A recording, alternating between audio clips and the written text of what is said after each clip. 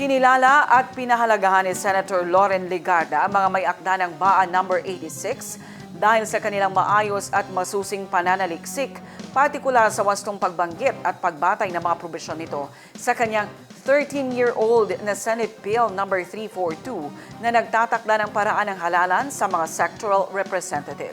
Ibinahayag ni Senator Loren Legarda ang kanyang pangakong i-update at muling ihain ang nasabing panukala na ngayon ay naka-archive matapos ang kanyang ikalawang termino bilang senador. Kaya ho, talagang ang ginawa natin, we simplified it. We've seen your proposal, yun ho ang ginaya namin. Para meron kang integrity dun sa sector na yon. Pero, yung manner of election I don't mo ay... understand when you say, sir, my proposal. What do you mean? Yung proposal ho ninyo na nabasa namin dun sa... kung paano yung sectoral representation sa...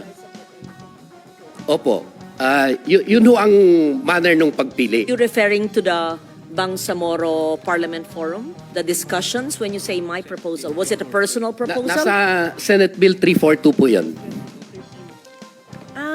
A bill I filed 13 years ago. Yes. Good research. Yes, ma'am. Okay. We researched that. Okay.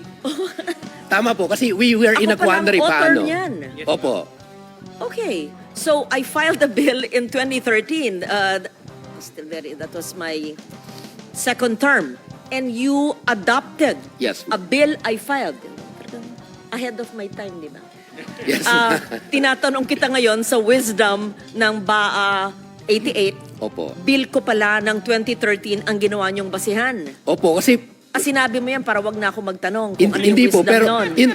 in reality ho, matagal na debate na yun, ma'am. Paano yung No, operationalize? the fact that I filed it in my second term 13 years ago and you used that as the basis for your legislation in the BTA, I must have studied it thoroughly then, but why only now?